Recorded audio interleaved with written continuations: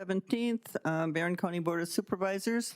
Hope you'll all bear with me today, as this is the first time I've used this software, so I'm on the other screen, but welcome. And roll call. Better.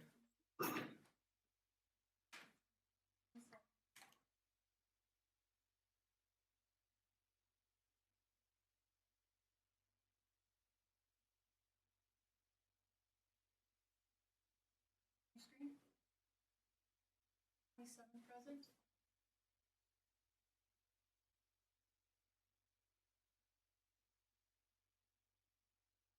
No. We will mark John as present. He's just minutes late. Bill is absent.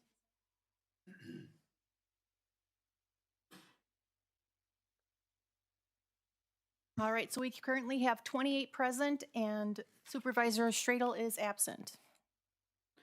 Okay, and we'll have public notification.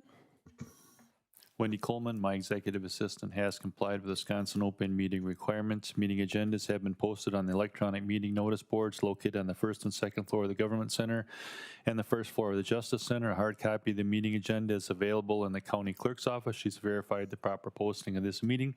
So the Barron County Board of Supervisors scheduled for Monday, March 17th, and this agenda was posted on the 11th of March at 10:08 a.m. Thank you. Okay, we will have the invocation this morning. We are honored to have Paul Poppy from the First Baptist Church in Chautauqua. Faith Baptist, sorry.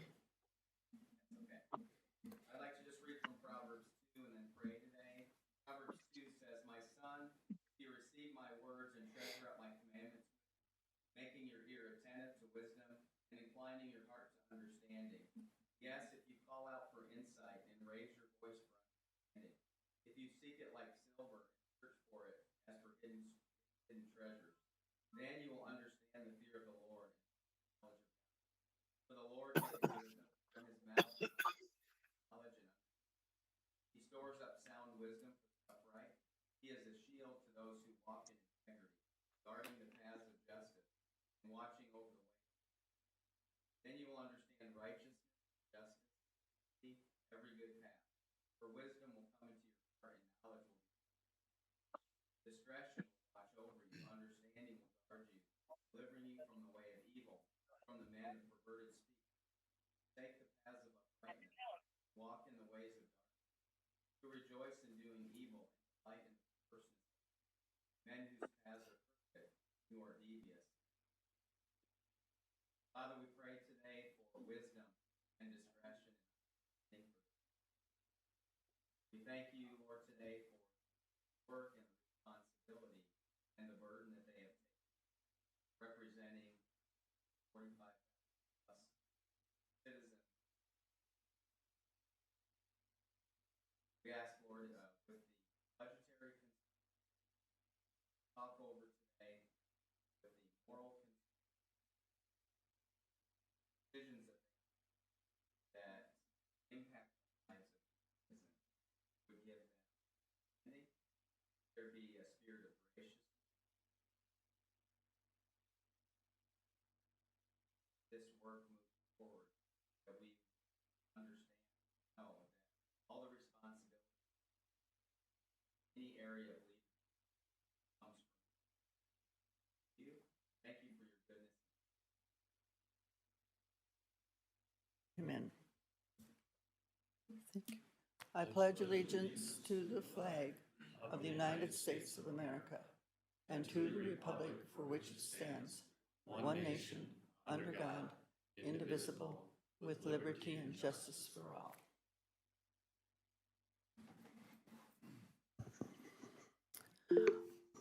Okay, special matters and announcements. We have nothing this morning. Okay, then the agenda for the is in front of you. I need a motion to approve the agenda and a second. Okay, motion been made by Randy Cook, seconded by Audrey Kuzlik. Any other discussion on the agenda? Hearing none, all those in favor signify by saying, oh, we vote, sorry. You can go ahead and vote.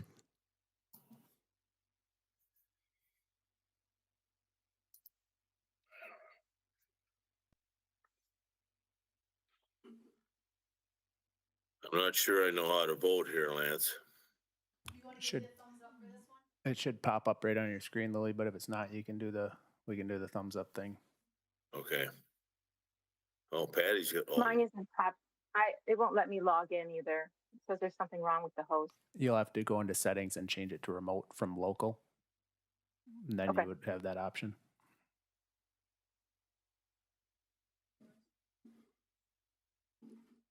Twenty-eight yes, 0 no, 1 absent, 0 abstain. 28 yes, 1 absent. Okay. We'll move on to the minutes of the February 17th, 2025 minutes, or 2025. Those were sent out in your packet. I need a motion to approve. Motion Dana Heller, seconded Marv Thompson. Any other discussion on the minutes? Okay, we can go ahead and vote.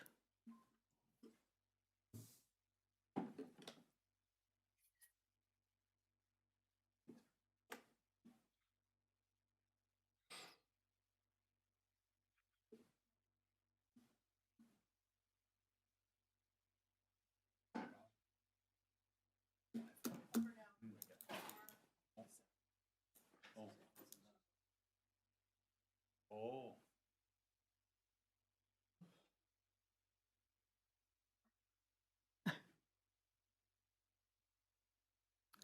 Passed by majority of the, by a majority vote of members present, 28 yes, 1 absent.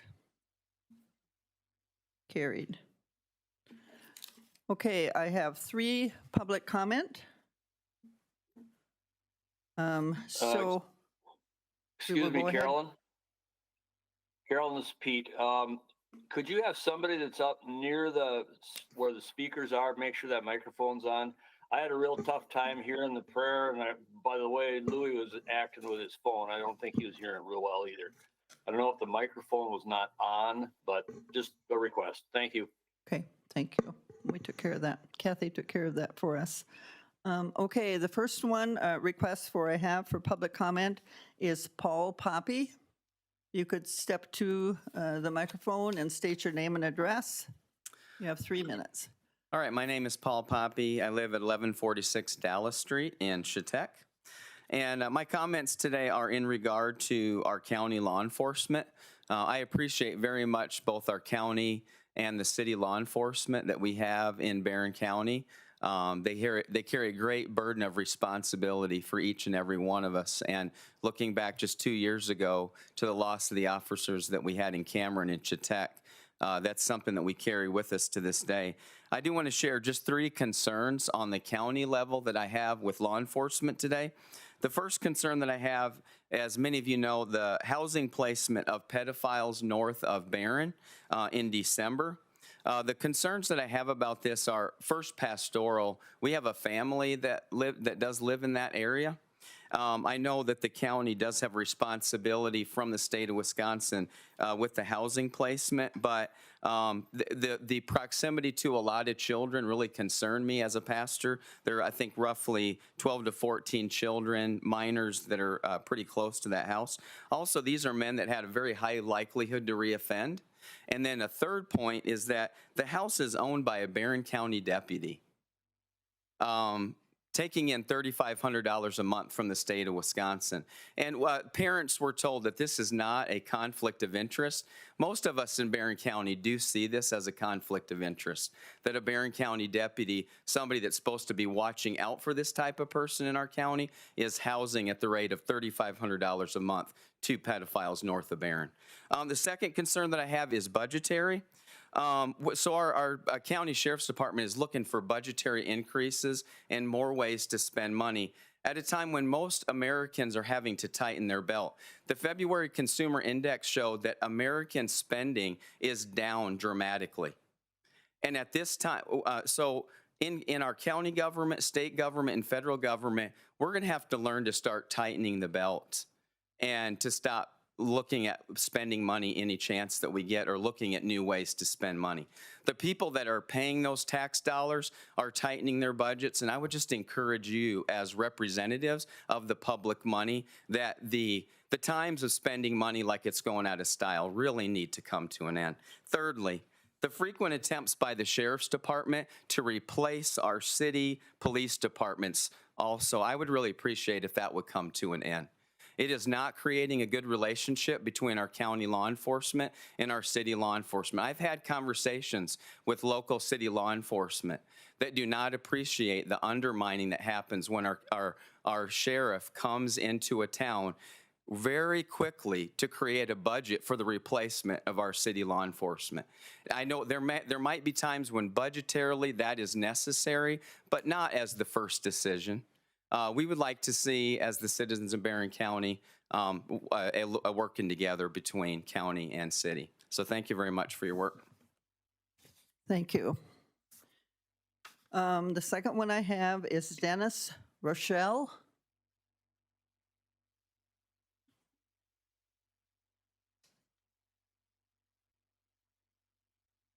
Please state your name and address. My name's Dennis Rochelle. I live at 1228 18th Street in Barron. I've been a resident here for 10 years now, and I've been asking lately, the last 3 times, for the 980 minutes of the special committee for that project. Have not received, not even heard nothing, and I'm going right to the attorney, and I want those minutes at some point in time. I also want to know what it cost us to put surveillance on that building and who foot that bill. So there's a little more than $3,800 being spent per month. Also, I'd like to see a couple other things looked at too. Is one, you're going to be voting on a resolution to pass for funding for a project you're going to be doing. And in the paper it says, hopefully you don't have the debacle we had last time with the building, the highway department building. Well, let me tell you. Someone made a mistake up front, and they know it. You don't build on a property that already has historical value to it or on the historical record. Sometimes you got to have all your I's dotted and T's crossed before you start a project. If you don't know, ask. There's people out here, like me, out here that have some knowledge, and knowledge is the key to all this stuff. If you don't know, ask. I've asked questions. I don't know everything. Never will tell you I'll know everything. But I do know a lot about construction. And the committee members better start sharpening their pencils and waking up, because taxpayer money is being spent again. And the gentleman who just here lately, just now, spoke the words of all taxpayers. We're strapped. I don't have a look at income that increases every percent every time you turn around. Now, as the county increased the budget, the cities, the townships, schools, everything counts against us. We don't have that kind of money to spend anymore. We're at our end. And the other part of it all is we all got to work together, and I hope at some point in time we wake up to the fact that you hold the purse strings of the taxpayers here. And that's all I have to say. But I would like those minutes from the attorney shortly. You have all the minutes. All the minutes are online. You have access to that. You've already indicated Pretty that you've vague. gone there. Those are pretty vague. I kind of went through that there, and they're pretty vague. Those are all there is. All the actions that were taken Thank you. in That's all I open need to hear session. from the attorney, because you're not an elected official. You can be fired. And granted, I will be running for the town board or the county board. Thank you. You asked where the minutes were. You've got them. I don't know what else to tell you. Okay, and our last one is Patty Anderson. On a much happier note, State your name and address, please. Patty Anderson, 1789 29¼ Avenue in Hagen. I just wanted to, this past Thursday, March 13th, we celebrated 2 years of ADRC Senior Dining Program at Lana's Corner Cafe. The pilot program began March 9th of 2023, serving seniors 60 years and older at a restaurant site. While I gathered information to be on the radio with Amber Gonski, I found the Barron County Aging Plan of 2022 to 2024 goals and focus areas. The nutrition services and person-centered choice was one of their goals. The statement reads, "To reach more older adults in our community and increase overall participation and to help address healthy eating and isolation. We will partner with a restaurant to provide a senior dining site to provide additional person-centered dining option." Their goal date was to be completed by December of 2024. With the dedicated Barron County ADRC staff, that goal was reached March 9th of 2023. I want to thank Sandy Schultz, Bonnie Ritchie, Cheryl Baxley, and Lisa Bleckinger, all volunteers that rotate Thursdays to help at Lana's. Also, thank you to Jeff French, Kathy Krug, Jen Jaco, and Darby Smith for helping us celebrate on site last Thursday, and for Sheriff Fitzgerald for serving coffee and photo ops. Thank you for the county board to continue this program. Thank you.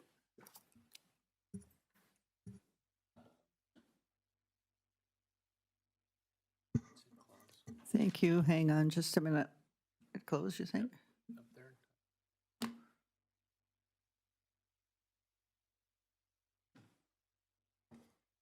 Hang on.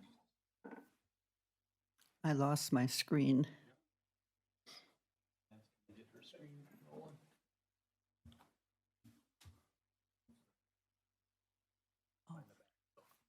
Okay.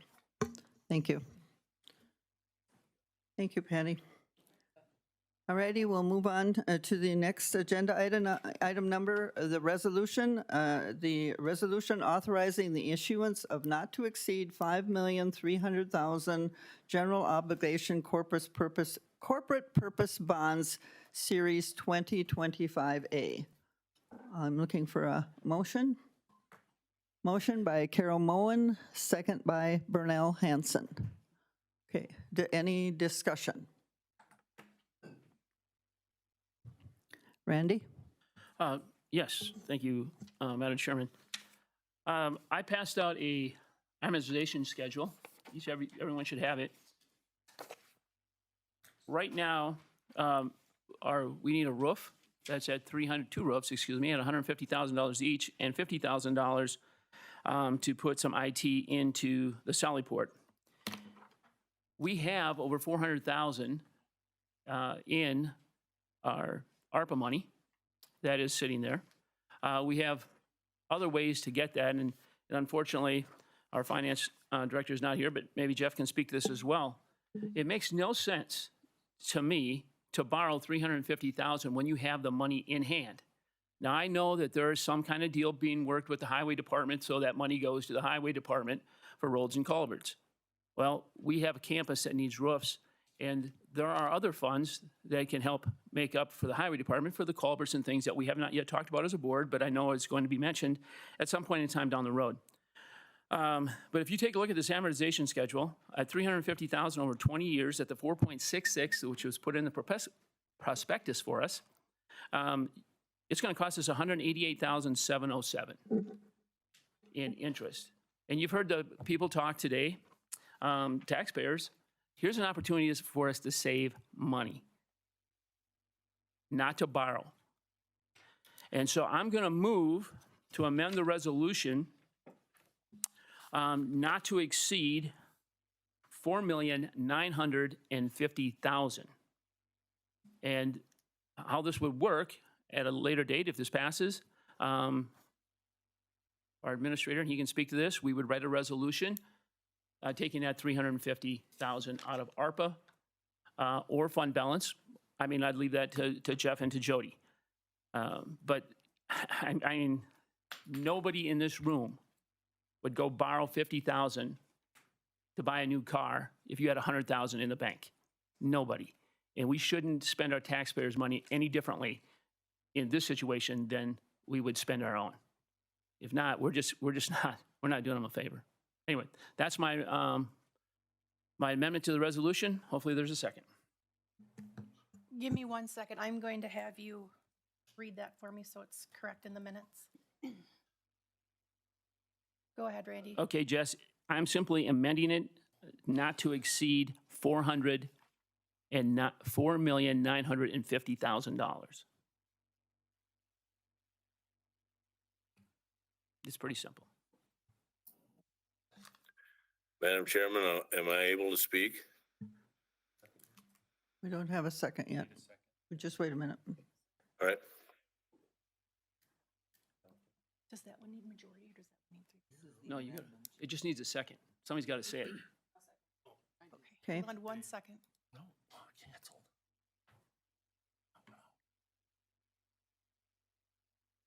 Okay, who was the second? Thank you. Diane. Okay.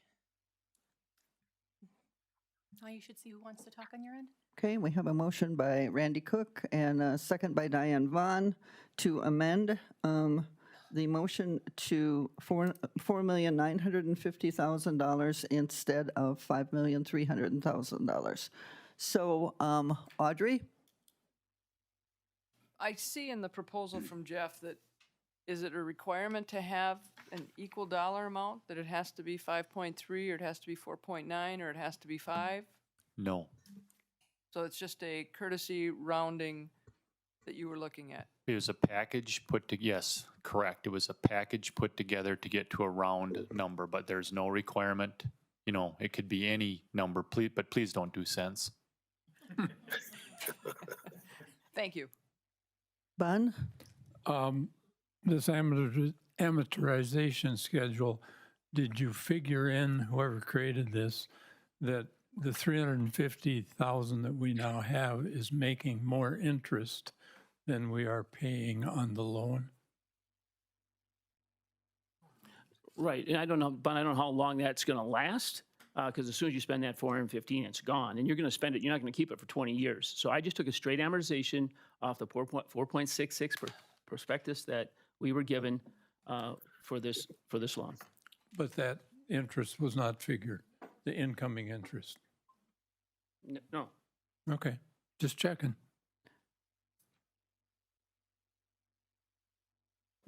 Patty? I was on board with Randy before, and then I had a conversation last week with Louis, and he explained it differently coming from a CPA perspective, and maybe Jeff, you could explain that because it gave me more information on this. Well, I wasn't privy to your conversation with Louis, and he's online. I'd prefer that he Okay, answer Louis, that. can you explain it? Because you explained it to me, and I saw both sides. Okay, am I allowed to talk right now, Yep. Madam Yes. Chair? Yes, go ahead. One thing my bun was talking with Supervisor Cook there, and there is the deal that you, after 7 years, we could prepay the loan, so it may not be 20 years. So, but in a lot of times, I might agree with what Supervisor Cook is saying. The only thing I would say about that is the roofs are long-term assets. We're using short-term money to cover a long-term asset. So the taxpayers now are going to use their money for future things, but that's a small item. The thing that really has me concerned is the uncertainty that's going on. Well, first of all, is that Supervisor Cook and I have talked about it. It would be nice if the county could have a line of credit. That way, when we had uncertainties come up, we could cover them and we wouldn't have interest in the interim. But we're not allowed to have a line of credit. So when things come up like a Health and Human Services placement, the things that would happen with, like Supervisor Cook was talking about with the towns, where the state's mandating that they fix their bridges below 20 feet, and the towns then are going to have to borrow the money. So the program we were contemplating was that maybe the county would use some of the ARPA money to partner with the towns to fix those bridges, because some of them really do need to be fixed. So, but the biggest thing that concerns me is the uncertainty that's going on, and everybody in the room knows about what's going on with the federal government and whether funds are going to flow to our departments, which will flow to the state and then to our departments. And quite frankly, I don't know if they are. And I was just at a WCA board meeting where our head lobbyist, Kyle Christensen, talked about our state budget. And he's concerned that they might not even pass one. Now, what happens in the state, if it comes to June 30th and they haven't had a budget passed, they use the allotments and the allocations that they had in prior 2 years without the one-time stuff. So what if something happens that we don't get enough money to fund everything, Medicaid for people in nursing homes, or Health and Human Services, or stuff to the highway? I just don't, I don't know enough to talk intelligently about what we could lose, but it appears quite a bit. So it's the uncertainty that has got me saying, let's hold on to that ARPA money. And even when this comes to the highway project, until things settle down a little bit with the federal government and the state, I'd like to have I suppose I'd call a quasi line of credit. And so I understand both sides, and I just like to throw that out to you. So, but either way, we got to pass something today, because the last thing we want to do is we save $600,000 or $700,000 on our bids for that Sally Port, and we sure as heck don't want to let that slip through our fingers and push this down the road. So, thank you. Okay, Jamie? This question might be for Jeff. The ARPA funds that are there, much like Chairman Oki is saying, those dollars could be used for the what ifs, the emergency fund, if you would call it that. If we did, as a county, have a mass casualty incident, we would have fundage that would be available. We would have the fundage that is available. But if we deplete that money down to $50,000, we wouldn't have anything there? That's correct. It would always stay there. If this amendment was to pass, it'd be down to $87,019, and that could just sit there. But yes, your comments are correct. We do not have to reconcile this by 12/31 of 2026. It's already been taken care of, so it's basically at the discretion of the county board on how to spend it. Did I answer your question? It did. Randy? Yes, so those are all good questions. Right now, Jeff, we have a fund balance on the general. We keep about 31%, We're at correct? 31%. And that can be used for Anything the county anything that board comes up. chooses. Yep. And approximately how much money is 31%? I think it's a smidge around, I'm going to just be conservative, I think it's around $5 million. $5 million. There's a go. Jeff, how long did it take to get the 2 million loan from Sterling Bank? Beginning to end, about 60 or 90 days. 60 or 90 days. But if we did need to get another million or two, we could go across the street. Yep, could have it in 30 days. In 30 days. It's provided that the county board by 3/4 affirmative voted to do it. So if we did have a catastrophic event, there's $7 million that are available there. There's not any what ifs here. This is a fact. You can save $188,000. And if you need a rainy day fund, if you have a catastrophic emergency, if we need to borrow for a roof that caves in, the highway has a fund balance, both restricted and unrestricted fund balance. How much fund balance do we have in the highway? I don't remember. I don't want to comment. I don't know, Randy, off the top of my head. It's fairly low compared to what it was. Well, there was a time when the highway department actually had negative fund balance. Right. But right now we have a positive fund balance, and it's pretty healthy. I don't know what $1 million? No, it's probably half of that. Half of that. 3/4 of that. 500,000. My point is, there's money out there that we don't have to borrow. You can go ahead and not vote against it. You can vote against this. But I think it sends a clear message that we're not trying to save our taxpayers a penny if we vote against it. And that's all I got to say. I mean, we can have all this what if stuff. If you look at our balance sheet, and Jeff has done a nice job, Jody's done a beautiful job, we can't have a line of credit, but sitting across the street is a bank that will give Jeff a loan in 30 days for more than $2 million if we needed it. That's all I got to say.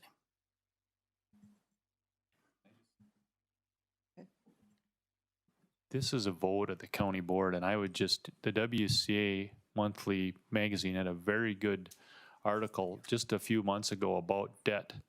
This requires a 3/4 affirmative vote of the county board because, well, a number of things. You want to hear all the historical things, but this is going to require a 3/4 affirmative vote. So just think about where you want to end up. This is a policy decision that extends over 20 years. And I cannot disagree with Supervisor Cook. The bottom line is when the Sterling Bank looked at our financials, I read their, we have extremely strong financials. If a crisis came up, yes, we could walk across the street and get money. It'd probably be at that 5% rate or at the state trust fund. And never forget, within 60 or 90 days, you can always tap the state trust fund. And the county's financials are very strong. Just to clarify, the motion to amend is going to require a simple majority, so that's going to be 15. But the ultimate resolution is 3/4 or 22. Carol? I have a question. Would this have an effect on our credit rating for future loans? No, that goes right back to Supervisor Kuslik's question about this being a package. All you're simply doing is taking this package and reducing it, and we're just telling the bonding companies we reduced it from 5.3 to 4.9 million. If that's the 3/4 affirmative vote, they're going to ask what changed. We would simply tell them the 300,000 for the roofs and the 50,000 for the technology was taken out of our ARPA. They'd probably ask, where have you spent your ARPA? We'd say we display it every month. You can see it, or we'd give them the detail, and there'd be $87,019 left, and that's how it would work. The bonding ratings look for consistency, stability, fund balance, number of years that Jody and I and John in particular have been in our positions, where our fund balance is. Do we borrow money erratically? If you borrow money erratically or continuously, that causes them to have angst. Amanda? I just want to say thank you to Supervisor Cook for the work that he did to educate us on this. And I agree that we should take a chance to, for sure, save the taxpayers' money rather than maybe on the other end. Diane? I also agree. If I was having an issue with my roof at home and I had the money set aside, had the money there, I would certainly not take out a loan. There's always what ifs. My well pump could go out next month, but I don't know, but I have the money for the roof. I would not want to pay interest on something that I already have the money for, and I don't want to ask the taxpayers to do that either.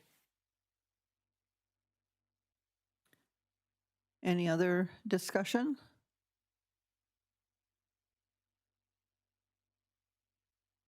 Hearing none, seeing none, then we will vote on the motion to not to exceed $4,950,000. This will be a majority vote. Let's vote.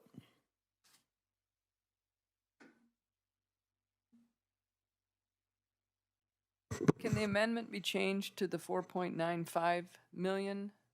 There's a zero missing on your notes.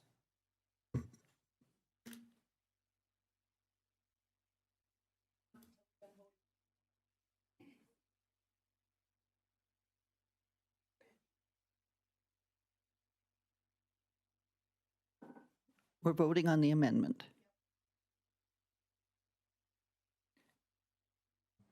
Stacy, are you able to vote? Perfect, now I see it.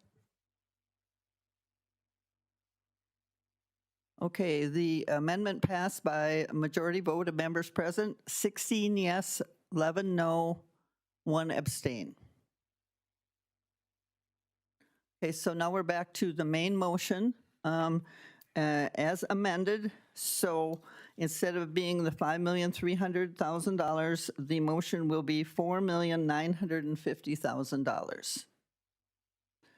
Any other discussion on the main motion? This will be a 3/4 vote.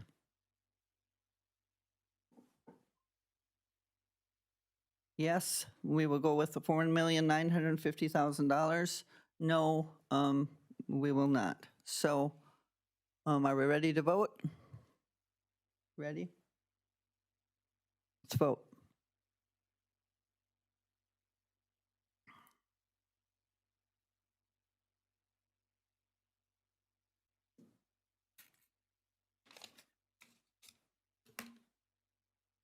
Okay, this passed with the 3/4 of full membership, 26 yes, 2 no. And voting no were Supervisor Hanson and Supervisor Thompson. Okay, thank you. And Jeff will be then probably bringing us something back for the balance of the funds at another meeting. Okay, the next agenda item, a resolution urging Governor Evers and the Wisconsin legislature to support county courts. Did you say? Yeah. Okay. The motion, Dana Heller, second by Fran Langman. Any other discussion on this resolution? Hearing none, let's vote. I just have a quick, that's all right, I just have a quick comment. Obviously, I'm in favor of this, but this is something that I think each and every one of us as board members, when we see our legislators, this is not the only unfunded mandate in our county. They're sitting on a $7 billion surplus budget. That $7 billion was stolen from every county. And I'm going to use the word stolen because they didn't fund. They didn't fund our health and human services. They don't fund our register of deeds, our treasurer. I mean, this is insane. And so I think this sends a clear message, but I encourage everyone to contact their legislator. We have 2 of them, and they live right here in Barron County. Okay. Amanda? I was just noticed a small spelling error in the resolution, and I was told to make a motion to fix it. She's pointing out that line 24 says not. It should be now. Supervisor Conan is correct. Can we just correct that? Amanda, are you okay with us just correcting it internally? Okay, thank you. Okay, any other discussion? Okay, hearing none, let's vote.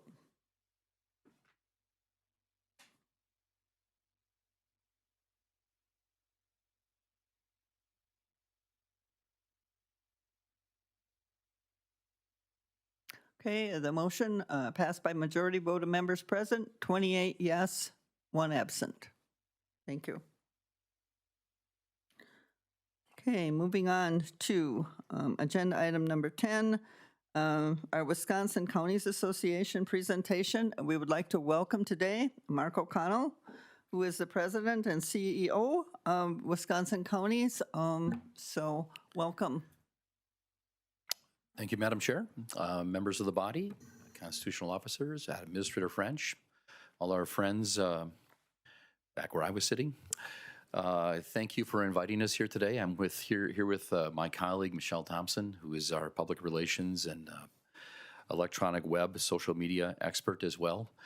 Thank you for giving me some time on your agenda here today. And I see the chair of the board, who is not with us today, but here with us electronically on the screen.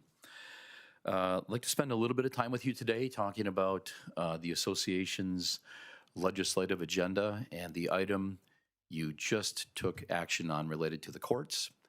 Then a little bit of time talking about this thing called Wisconsin Act 253, which relates to redaction of information, video information related to public records requests of the Sheriff's Department. And then we can talk about anything under the sun you'd like to talk about related to public policy, the budget, state legislation, the Capitol, public policy issues, the future of the state of Wisconsin, anything you like. So, legislative agenda. The governor just unveiled his budget. We at the association have roughly 1,000 positions that we care about, that we lobby on your behalf. The state legislature, the governor's office, Washington, D.C., Congress, the White House. But we boil it down to priorities. Not everything can get accomplished.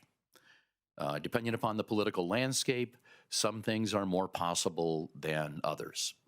This legislative session, and we just had our WCA board meeting Friday, there are really 3 primary areas where we think we can make some significant progress this legislative session. And as was just pointed out, the state legislature and governor, the state of Wisconsin, does have a fair amount of money in their pocket.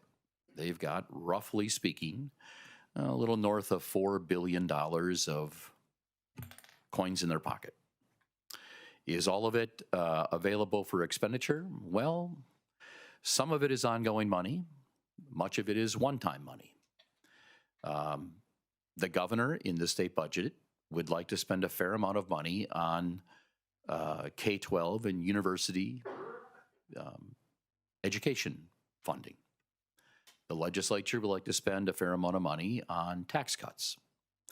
Are they likely to see the light? Are they likely to find those two areas where, or a middle ground on those two areas?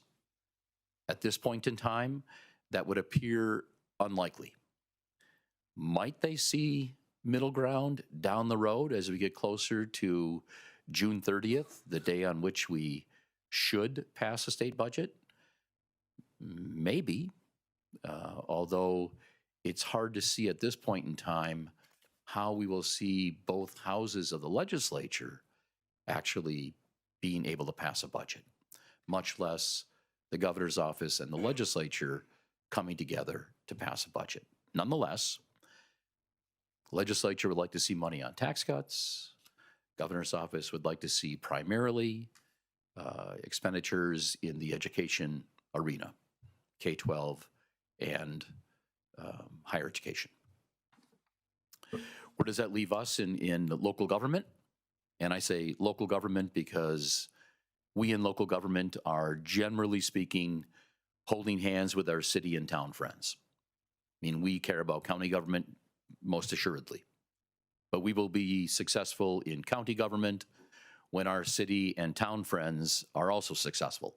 So we care about the success of our city and town friends as well, as do they care about the success of county government. So where are we in local government? Well, we in local government have these middle of the road issues, the issues on which we may well see the legislature and governor actually find some middle ground. We are not the K-12 higher education issue. We are not the tax cut issue.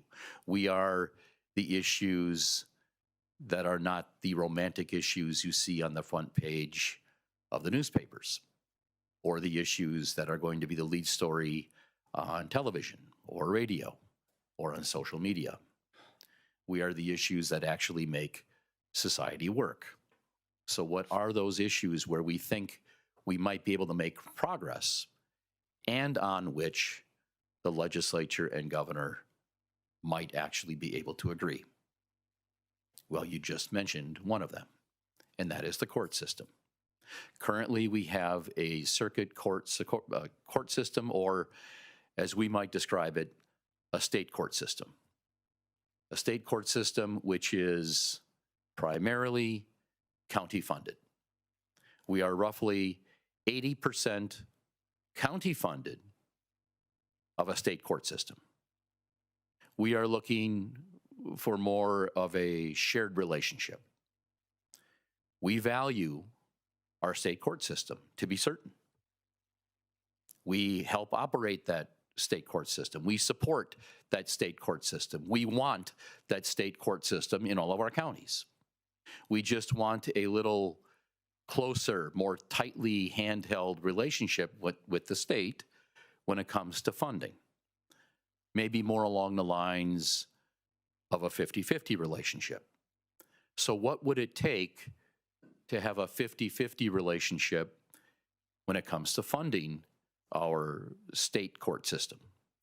Well, that would take about $70 million. So we are asking the state for approximately $70 million. Well, in what form might that take? Because there are several pots of money when it comes to dollars that come from the state to the counties in support of the state court system. Well, one particular transfer of dollars from the state to the counties is the Circuit Court Support Grant. That is a dollar amount that comes to the counties with relatively few strings attached. That allows the county to the most flexibility when it comes to application of dollars as the county sees fit. So we are asking the majority of those $70 to be allocated to the Circuit Court Support Grant so that each county can apply that as that county sees fit. That is our ask of the state when it comes to that circuit court, state circuit court effort. Now, what is the chance of success? Well, we are in the early stages of this effort. We have had very productive conversations with key members of the legislature. The governor has offered a marker in his state budget, although the legislature has been, they've made statements that they're not going to start from whatever the governor advanced in his state budget. They are essentially going to start over. Nonetheless, it is important and helpful when the governor puts forth whatever he puts forth in his budget, because it is an indicator that the governor is willing to accept X, whatever he put in, if the legislature goes in that direction. So the governor was very helpful in putting forth dollars in his state budget when it came to the state court system. So that was helpful. Now we need to get the legislature to also advance something in support of the state court system in partnership with the counties. So that is that element. We're working in that direction. Second item on our priority list, mental health. This is an ongoing issue. It is difficult. It affects every corner of our state and really every facet of society. Is it more prevalent today than in days past? Probably. Is it because we're more aware of it? Absolutely. Is it because of the pandemic? Maybe. Is it because we're simply more cognizant, more aware, we have better tools? Probably. Or is it because there's more of it? Well, it's probably all of those. During the pandemic, we've had so many young people get isolated. Electronics and people isolating themselves on their iPhone or on their phones, electronic phones and iPads and computers, and isolating themselves from society and other human activity has caused mental health challenges. And now we're trying to integrate back into society. And now we're having other challenges. We have a mental health issue in our agricultural community. We have mental health issues in our municipalities. We have mental health issues everywhere. Mental health is a challenge that faces every element of society. We have an ask of the state of Wisconsin to partner with counties once again, and we did this 4 years ago as well. This year, we have a request for approximately $35 million to have the state of Wisconsin assist counties in the area of mental health. Many details related to that, more than we can go through today, but in that general area. A third area, transportation. Now, this is an area that I don't like to talk about this as a request, because when it comes to transportation and infrastructure, I believe that we do not spend any dollars as a state or as locals on infrastructure. We don't spend really anything, because every dollar we put toward infrastructure is really an investment in a more productive state, positioning our state for future economic success.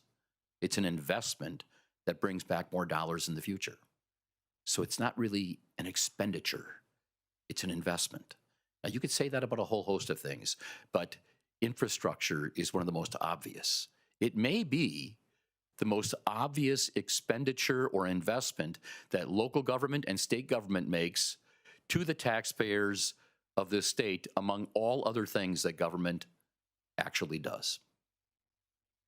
We have several requests of the state when it comes to infrastructure in the transportation arena. Now, in transportation, we have significant challenges because the gas tax is not sustainable as their major revenue stream for transportation in the future. It simply isn't. Now, I understand that electric vehicles are on a level or on the downswing. Well, maybe they'll be on the upswing again, maybe not. But the gas tax is not on the upswing, not federally and not as a state. We need other revenue streams to diversify our revenue streams so that we have sufficient dollars to invest in our transportation infrastructure. What are they? There are many, but we need to investigate them, whether they are vehicle miles traveled, whether they are online tolling, any number of things. There's lots of ideas, but we need to think futuristically. Very few of these ideas can be implemented instantaneously, but we need to start laying the brickwork so that we have a sustainable revenue stream or revenue streams for the future, such that we are prepared to invest in our infrastructure to maintain a viable, successful investment in our transportation infrastructure for the future. Those are three of the primary areas where we are asking the state to hold hands with county government in this next state budget. Now let me shift gears for a moment and talk about Wisconsin Act 253. It was passed almost a year ago. It relates to this issue where, like so many issues, government has not kept pace with the private sector, not kept pace with technology. And in this particular case, technology being cameras, video cameras, so on. Video cameras are everywhere, everywhere. There is videotape of almost everything, all the time. In our sheriff's departments, we have a lot of videotape. We have a public records law that some people believe allows for requests of our sheriff's departments of videotape, and that magically and instantaneously our sheriff's departments should be able to reveal all manner of videotape to anyone who asks. Yet we have privacy concerns. We have to redact certain information. I mean, there may be children in the background of some of the videotapes. There may be license plates. There may be personally identifiable information in some of the videotape. So we need to be careful about that. We cannot make a mistake. And our sheriffs know this. They want to be careful about that.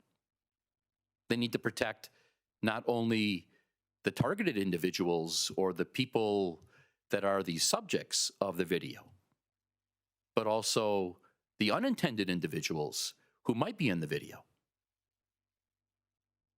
That's not really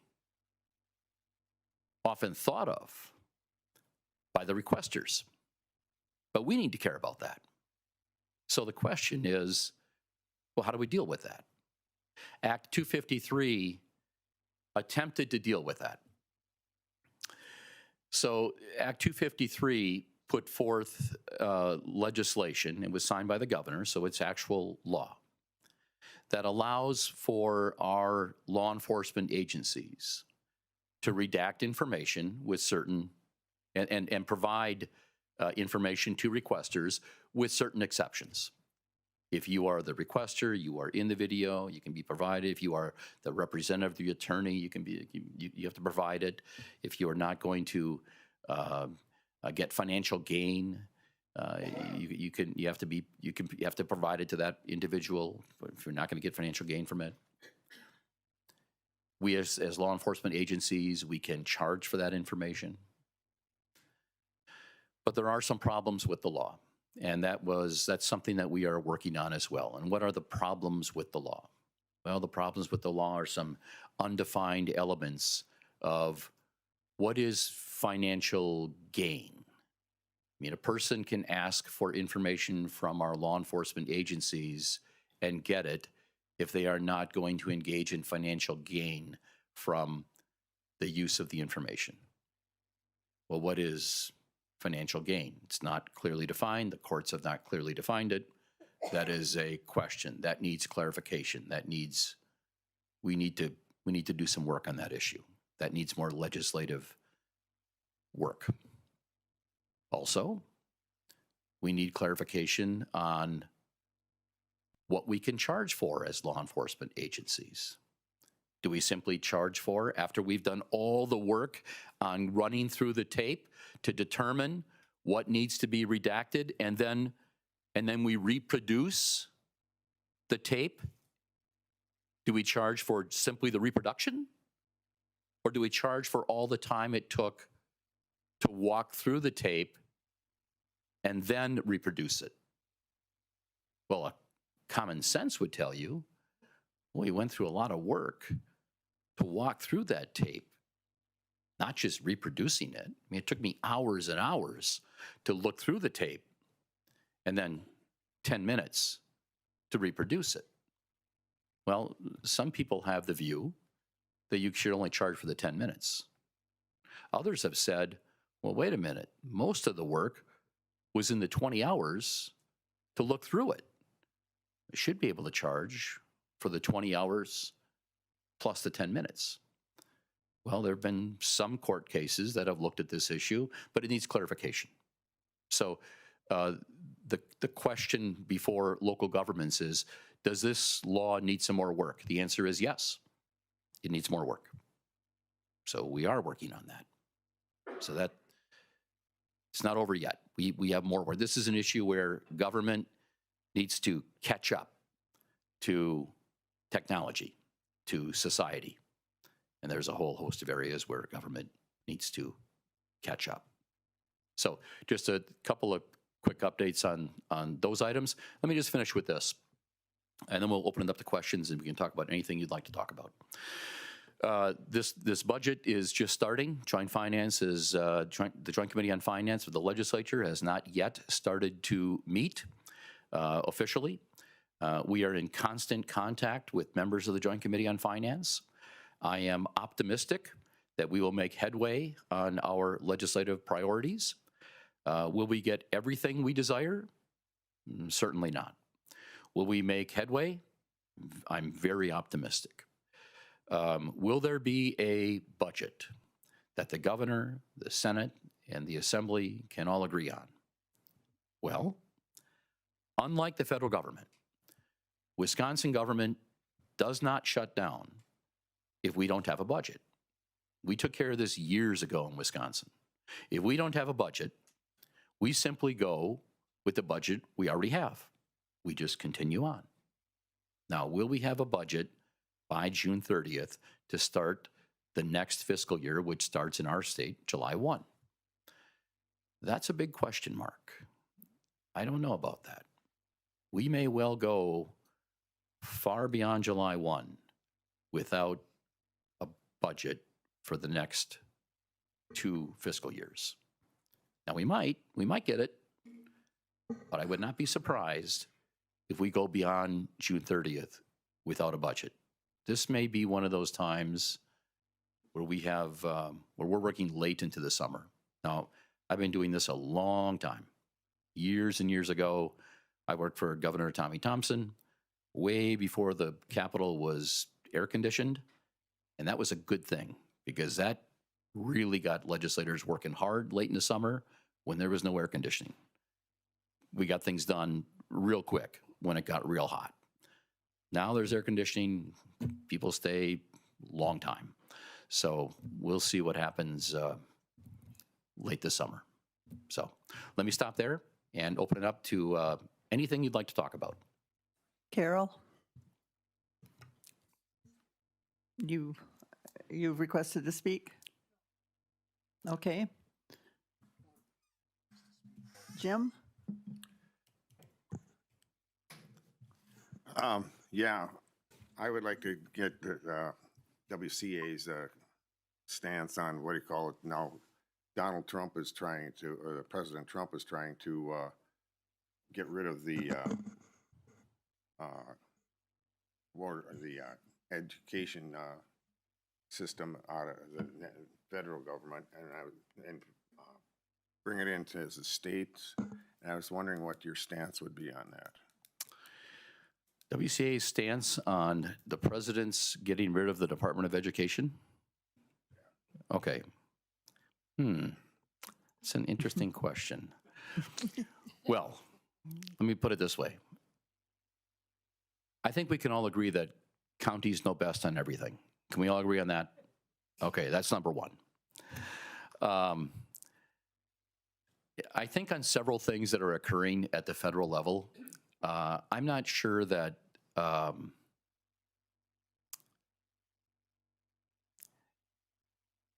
I'm not sure that all of the information necessary to make big decisions has been accumulated before big decisions have been made. In other words, before you would cut 1,800 employees, I think you'd have to have a pretty good idea what they all do. Now, I mean, you would know this here in Barron County. You might have a department of 30 people. Would you be able to cut 15 of those people if you looked at that department for a month? I don't know, maybe. I'm thinking probably not. But let's say you had a department of 200 people. If you looked at it for a month, could you cut 100 of them?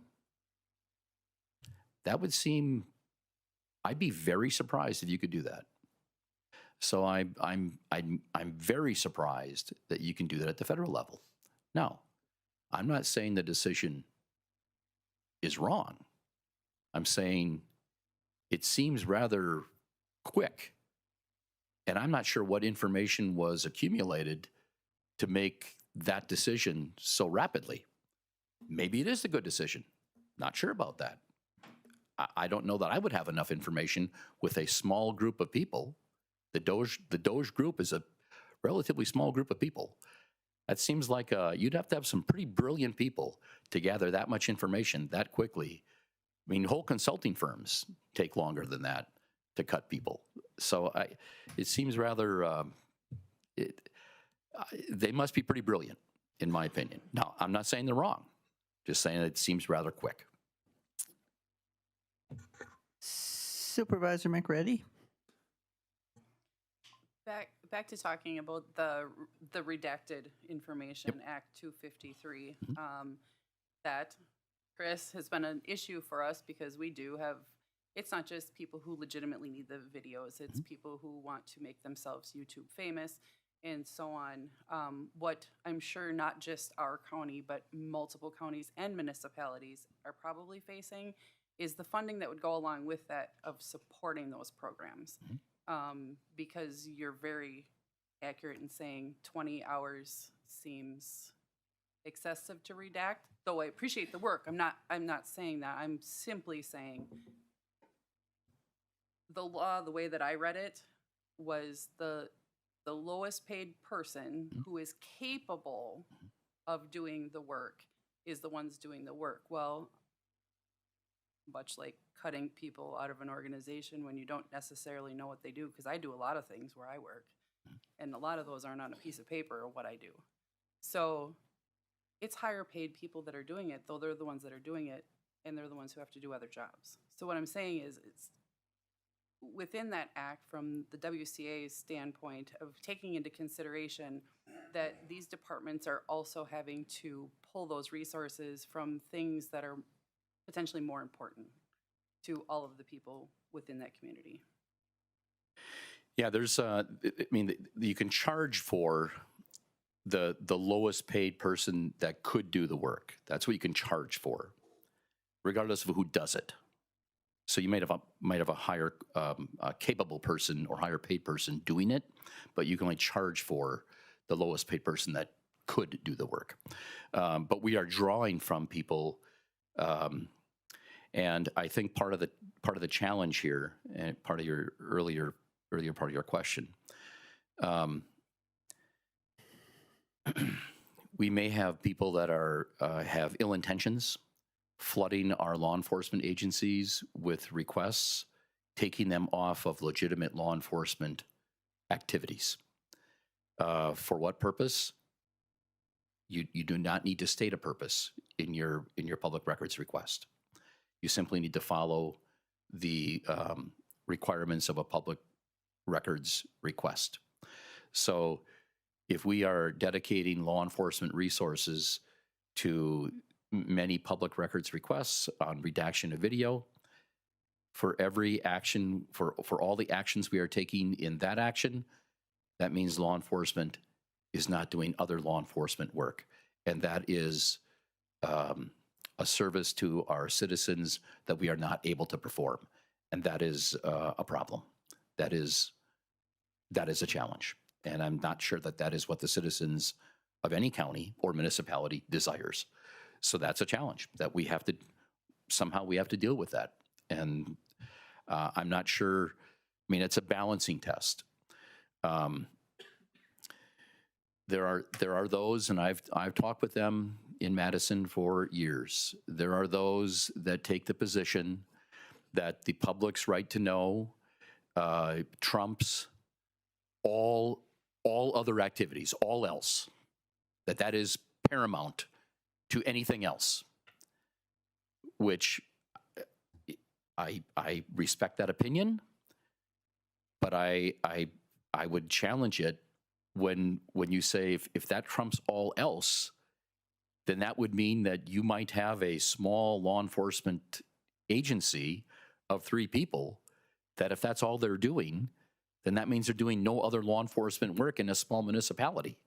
So really? The public's right to know, 3 people dedicated to the public's right to know, means we're not investigating a crime or other crimes in that same community? That doesn't seem quite right. So there needs to be a balancing test. And how do we do that? What's that balancing test? Is it the courts? I don't think so. It's law. So we need to look to our legislature to give us direction and decide, give us those boundaries, those guidelines, the framework for what that balancing test is. I mean, we cannot depend on the public at large to determine that balancing test for us, because each individual member of the public will determine on their own. And they're not the collective. They cannot determine collectively. The public's not going to get together and say, look, we're going to decide, let's only do 2 or 3 requests because we know they're busy. They can't do that. It's irrational. So we have to rely on the legislature to help define this framework. And how will the legislature do that? By asking law enforcement, how can we, legislature, law enforcement, define this framework which will allow you to do what it is you are actually dictated to do under the Constitution, counties, and under the statutes, municipalities, to perform the duties in serving the public in terms of safety while still complying with the public's right to know. What is that framework? And law enforcement has spoken. Well, we need to define some things. You know, it's not just the sending out of the information, but the time spent in redacting. How does that translate? Well, when the cost of reviewing all the redacting and the sending out, the 20 hours, 10 hours, plus the 10 minutes, when that cost is $500, as opposed to just the sending out, which is $2, then that's has a dampening effect on mischievous requests. Okay, that is part of the framework. That will help a little bit. So, but we'll see. we have lots of conversations to go on this issue. And I do think we have a receptive legislature, and I do think we have a receptive governor, because I do think the governor and the legislature care deeply about our law enforcement agencies having sufficient resources to do the job that the governor and the legislature wish them to do, which is protect the public. I think that we have that. Supervisor Hanson? When you look in the crystal ball of the WCA, what do you see for the two-year colleges?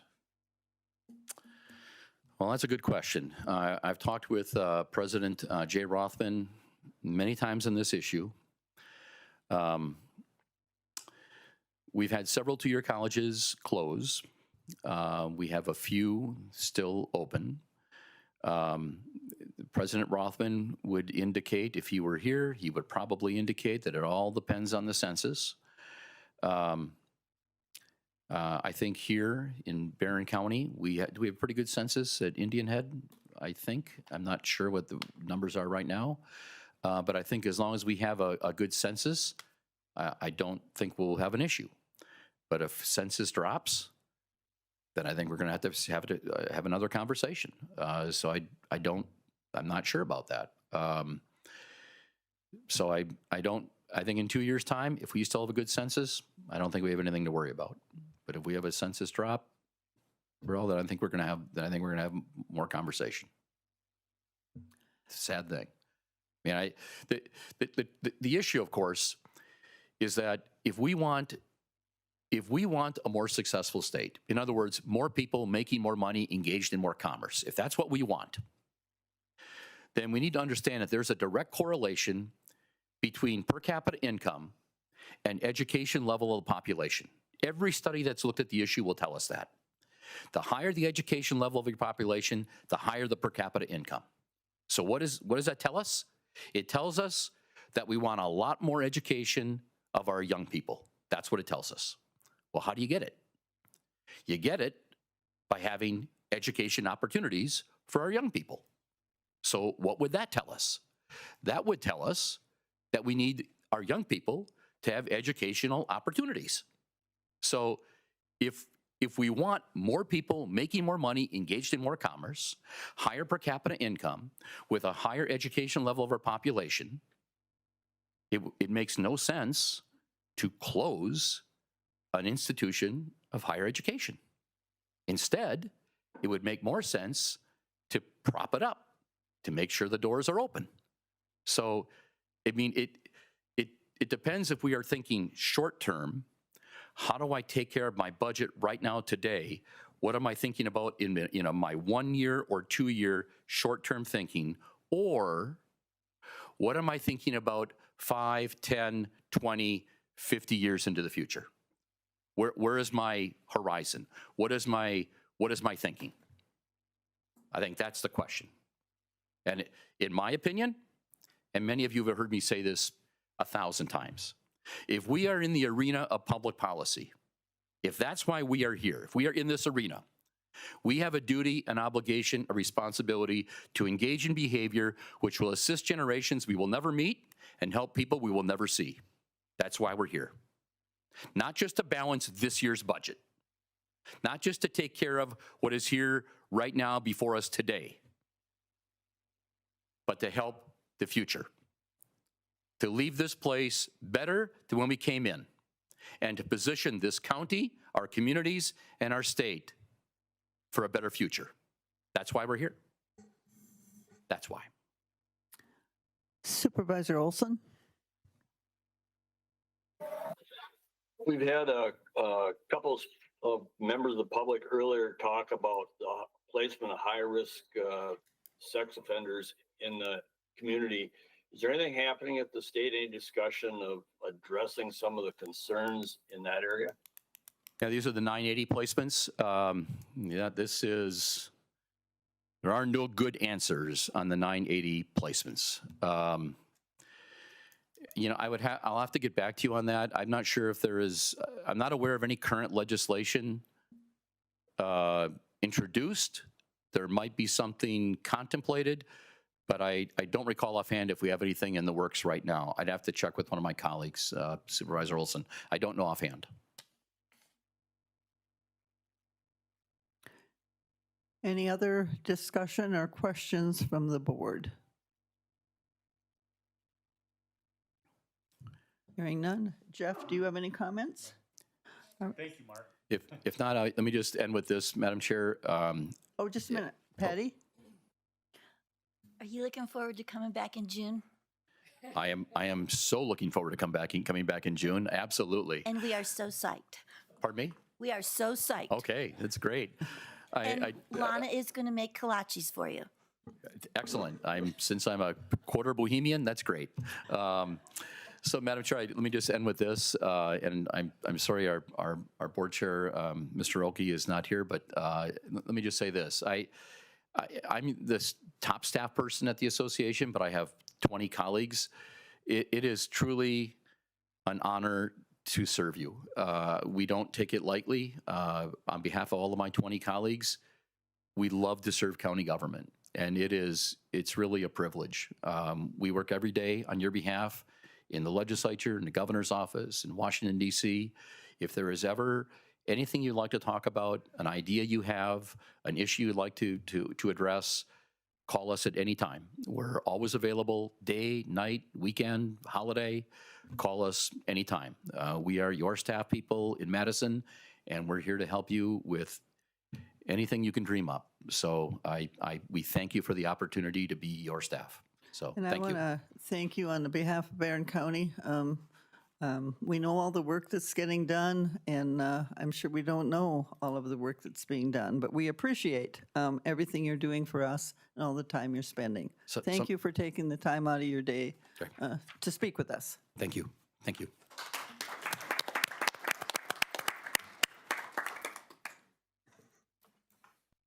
Okay, we will move on to the next agenda item, which is the resolution to enter into a lease agreement with the Rice Lake Area Schools for buildings located at the University of Wisconsin, Eau Claire, Marin County.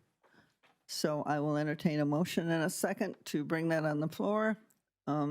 Motion by Bob Rogers, second by Jim Gores. Discussion. Madam Clerk, I'd like to be recognized and ask that Section F be struck completely from the agreement. Mr. Bench and I have talked about that, and we feel it is redundant and unnecessary, so we'd like that struck. Section F? Yes, Section 3, is there a, hang on. I've got it here, I can read it. It's the section that says, yes, 3F, lessor and leasee will negotiate an equitable formula to determine responsibility for costs related to the shared utilities. That's what's going to happen between Rice Lake Schools and the university system, so we do not need that.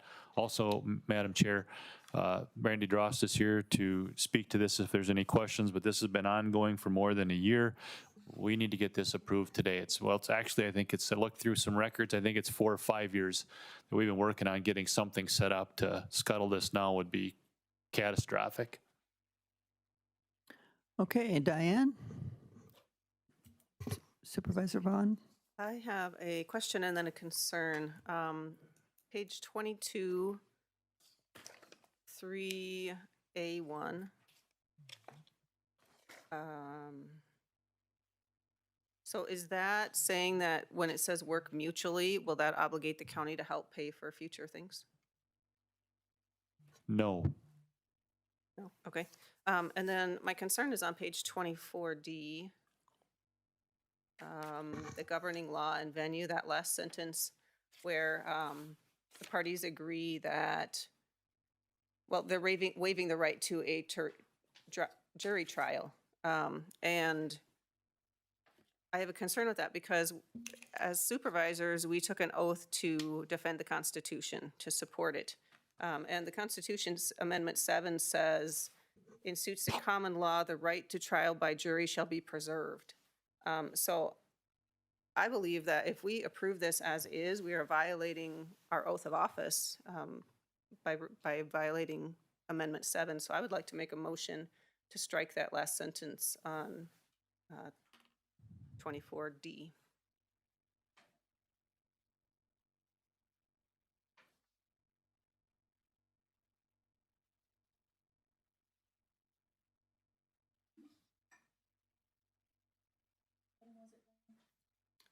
24D. 24D under governing law and venue.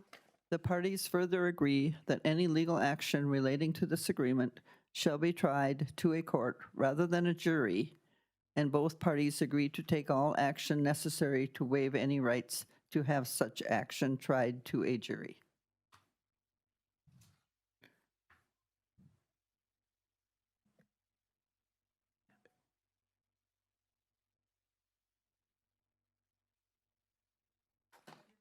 If there's a motion, we need a second to that. Yep, we have a motion by Diane Vaughn and a second by Amanda Conan. Discussion. John, do you have clarification on that? The reason that the language is in there, and I guess it doesn't matter either way. You would still have if you take it out, you still have the right to do it directly to the court. You do it as the parties agree. If somebody doesn't make a request for a jury trial, the reason that it was put in there is because it's a contract issue, and a jury usually is a findings of fact. They're the fact finder, and they apply the law that the judge gives them. Not that you couldn't have a contract dispute that had a factual dispute, but most times when you see a contract, the issue that's being determined is interpretation of the contract. And I think the reason that was put in there is because the judge is going to make the decision based on an interpretation of the law. The jury is probably not going to do that. They're going to make the factual determination. It would seem to be a little more efficient not to have a jury. The cost of a jury trial, the time for the jury trial, the preparation for it. But either way, if you want to take it out, I don't think that if there's a dispute between the county and the Rice Lakes Area School District, that I can't say that in the future somebody wouldn't want a jury, but more than likely they'd probably have the judge decide it on if there's a complex issue. But I guess if you take, I don't know what the school district position is on taking that out, but I don't think it affects the contract a whole lot. So. Any other discussion? So we have an amendment on here. Diane? Yeah, just one more thing. I've been taking 2 classes on the Constitution. One is virtually and one is in person. And this just jumped off at the page at me because this is something we've been studying for the last 3 meetings that we've had. As John said, it probably doesn't matter, but when we take our oath and we promise to support the Constitution, I take that very seriously. It's an oath taken before God. We even say at the end, "So help me God."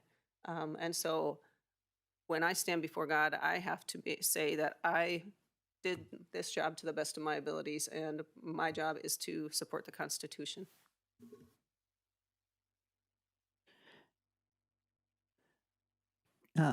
Supervisor Krug? You agree? Supervisor Patty Anderson? I just have a question. What would be an example of why this would come to a lawsuit? With just an example, what? Oh, let's say one of the parties doesn't hold up their end of the agreement, their duties or their responsibilities. That could be whether the school lets the buildings fall into decay or disuse, or the county doesn't deal with the say the campus does close and the school says, geez, we could use some of the other buildings, and the county decides that for whatever reason they don't want to do that. I mean, just things like that there would be a disagreement between the parties. But quite honestly, other than the termination clause or the keeping the buildings up, there's not a whole lot in here to fight about, other than maybe what the cost of maintaining the facility is, or some unknown or unexpected item that would crop up that the contract doesn't address. And then if the parties can't agree to it or can't come to a resolution, one party may want to have the court make that decision. So if they're signing a lease And is there somewhere in the lease that says if you don't do this, then you're out? I mean, Well, isn't that there's when the- you lease yeah, something? You yeah, have the- to abide by the lease, correct? Correct. Okay, thank you. Any other discussion on the amendment? Supervisor Turcott? Does the administrator from the school have an opinion on this that he could? Thank you. Good morning. And I think, can you hear me? I think Yes. the mic's on. Good. First of all, thank you for what you do as county board members, whether it's county board members or city councils or town boards or school boards.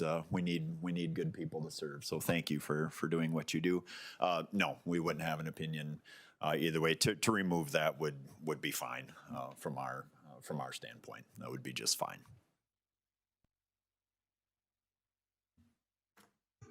Any other discussion?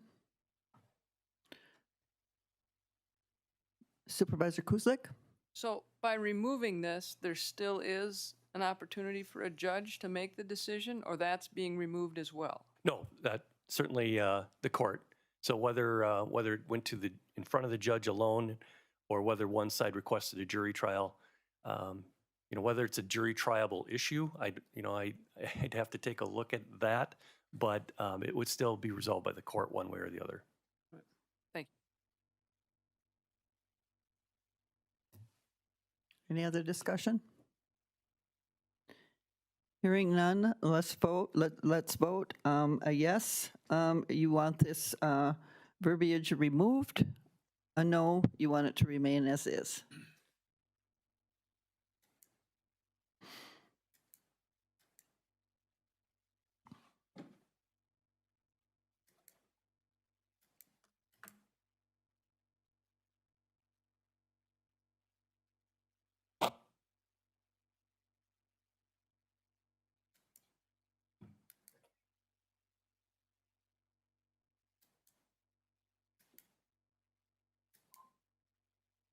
Okay, this amendment passed by majority vote of members present, 19 yes, 9 no, 1 absent. Okay, we'll go back to the main resolution now. Any other questions or discussion on the main resolution? Supervisor Kuzlik. So one of the questions, or a couple questions I guess I have, one is that in this year negotiation, how did we come up that there wasn't going to be a rental fee for these facilities, and how was that determined? My next question is that what are the leases or the agreements we have with the recreational youth organizations that also utilize this property? What are there any clauses in there on the getting out of these contracts or these agreements? Because I see this one, we really don't have a very good opportunity to get out of this. And after what Mr. O'Connell talked about on the 2-year campuses, if 5 years down the road we have a low census at that university campus and it's no longer going to be as a campus, and Mr. French, I've asked you this question on what have we looked at from a feasibility perspective of that piece of property that the county owns, and by having a 30-year lease on these 2 buildings with no rental, is that going to impact what we can get out of that property should there not be a campus 5 or 10 years down the road for the citizens of this county?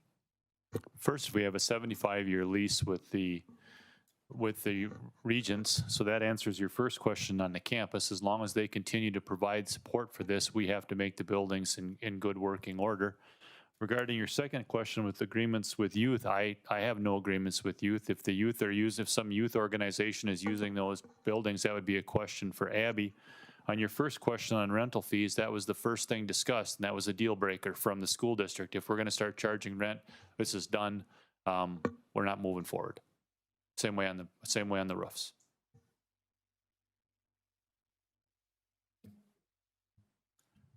No, this is a 20 or 30 year because they're putting $1 million or somewhere around $1 million to get it up to speed. Yeah. It's No, 10 with 2 10-year 10 renewals. Yeah, it's 30. Automatic. Yep.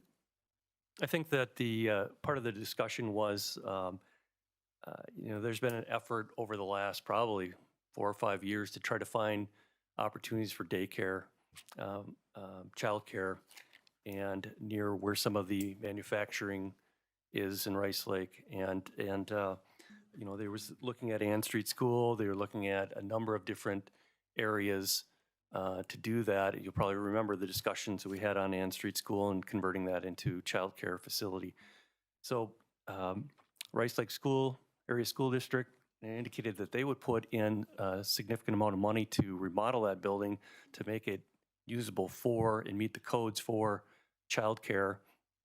And the county, from the county's perspective, the discussions at committee levels were, that's a good thing. If we can provide, keep this building usable, provide the childcare, which is much needed, not only in the city of Rice Lake, but in all the other municipalities in the county. And plus, we've got the Rice Lake Area School District is going to be maintaining this building. The cost of maintaining a building sitting empty is exorbitant, and they would be picking up those costs related to both of these facilities. They feel they can use them. At the end of the day, the county's not bringing any rental in, but it is all tax. It is all tax dollars, whether it's a school district tax dollar or the county tax dollar.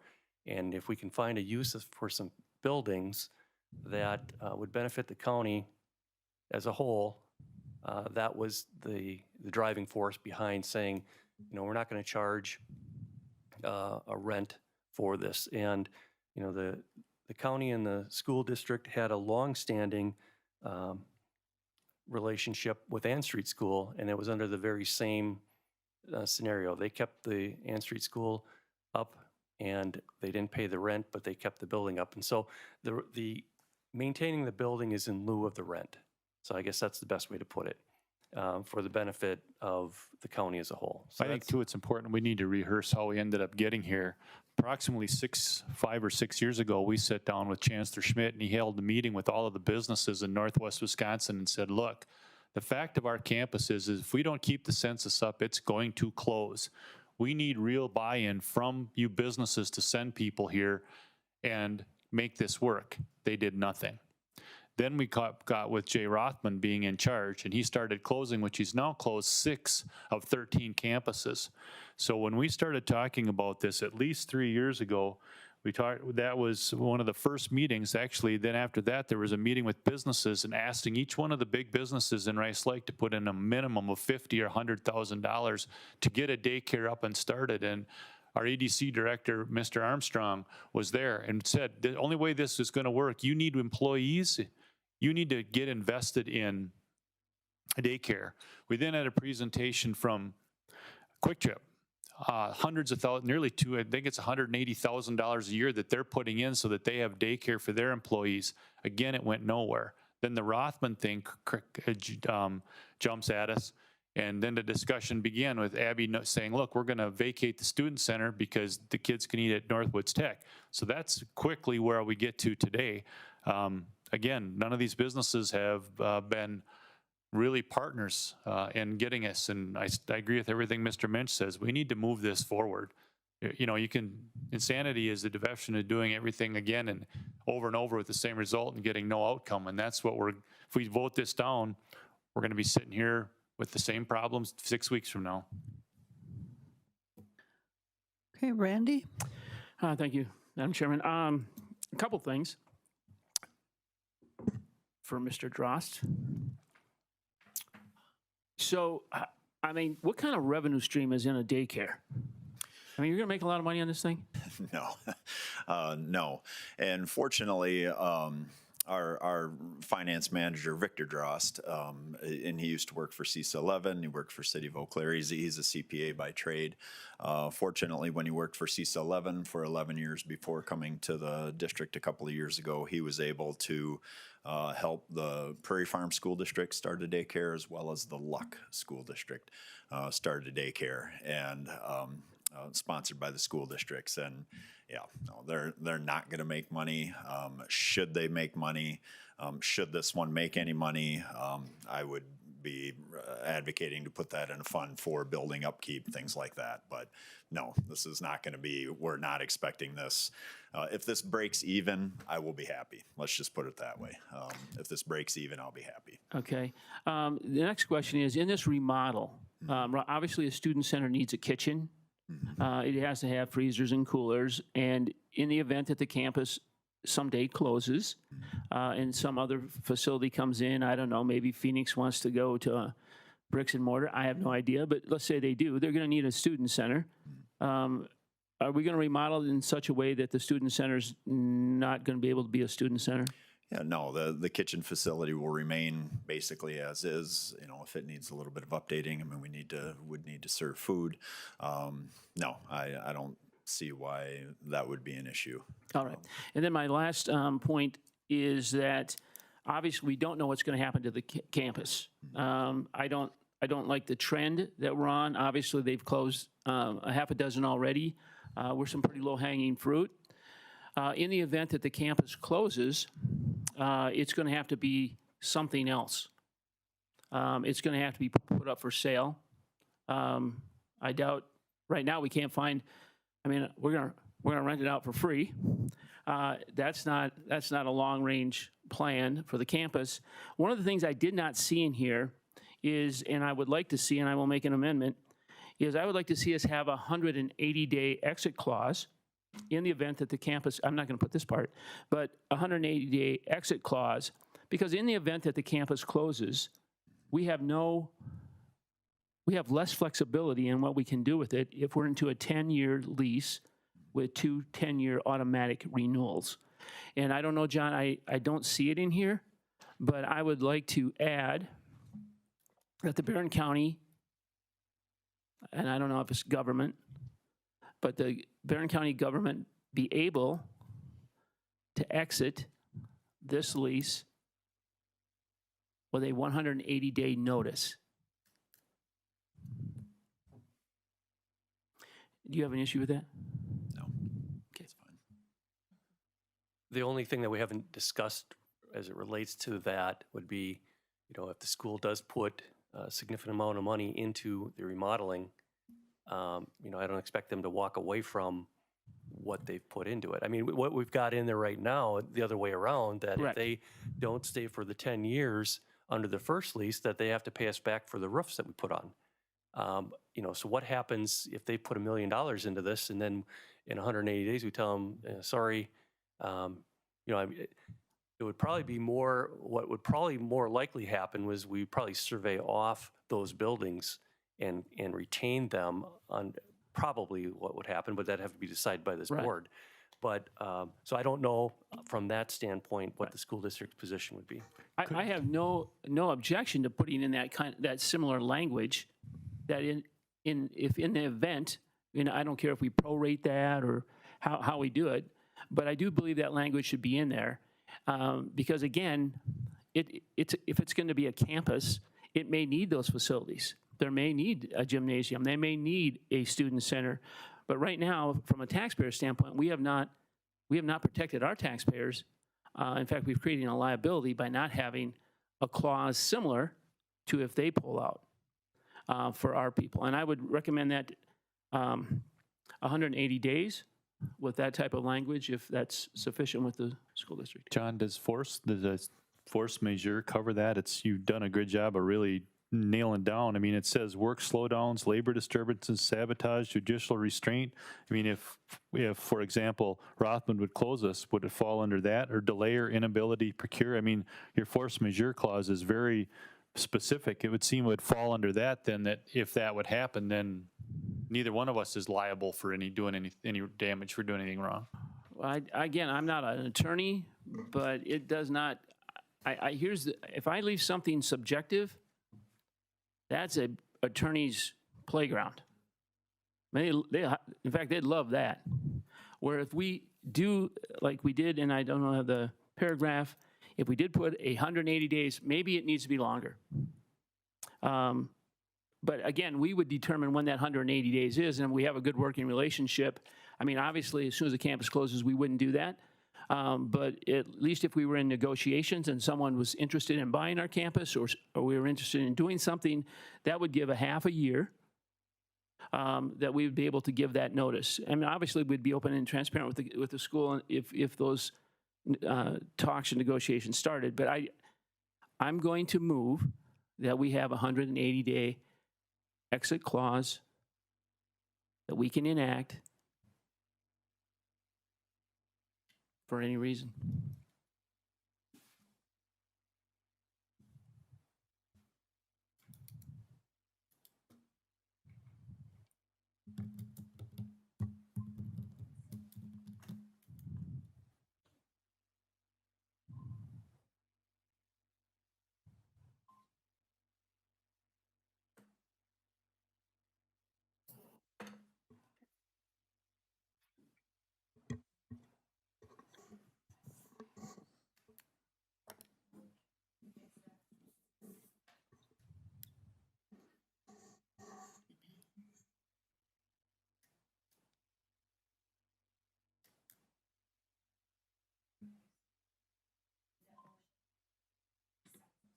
Okay, so we have a motion on the floor to amend the agreement to add a 180-day exit clause to the agreement.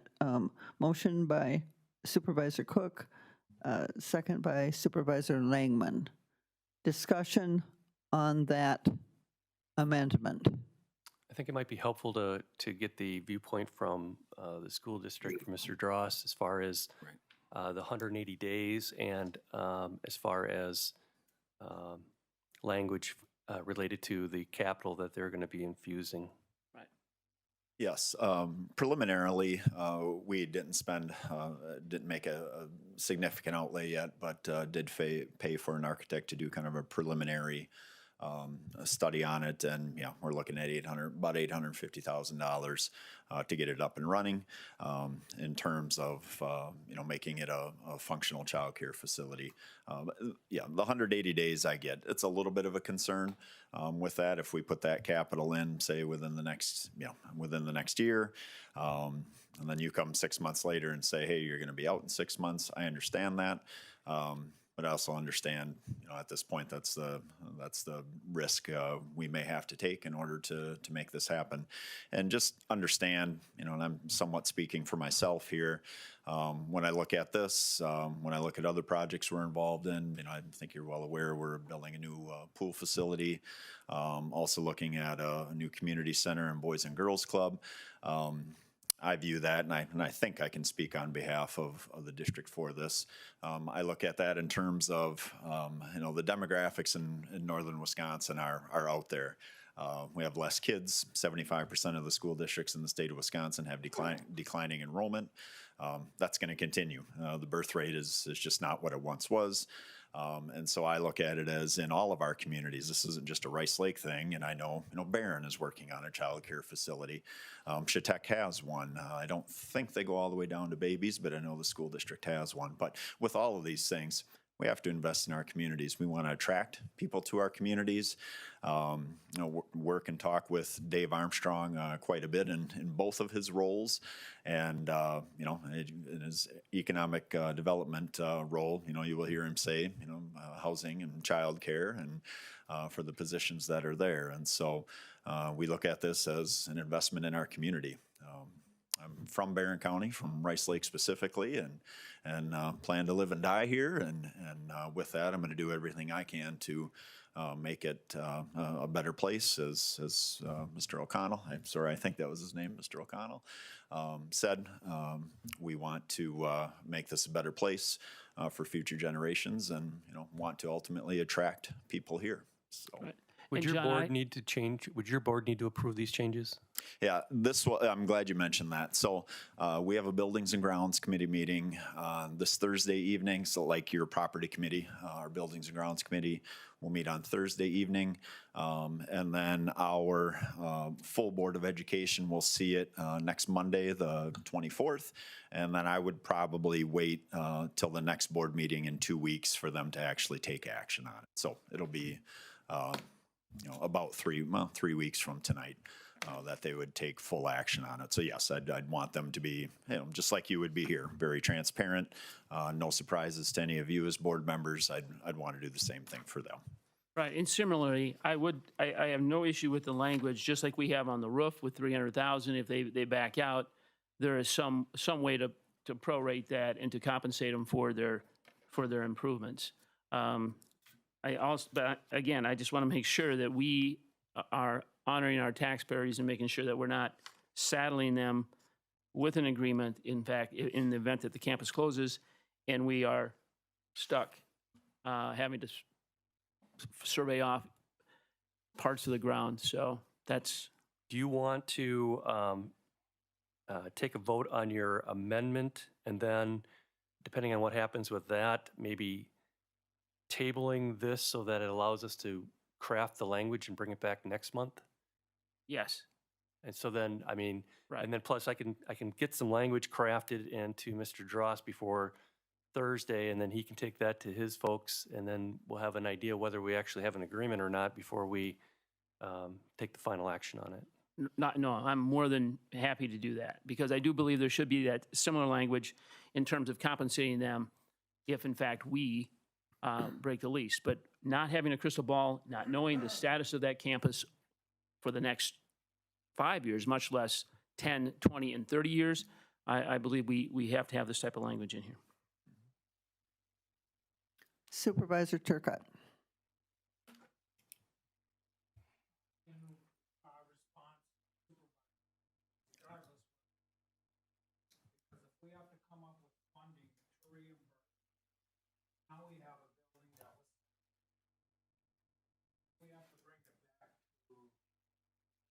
We can't hear what Craig's saying.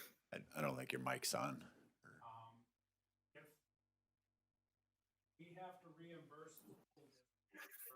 We can't hear what Craig's saying.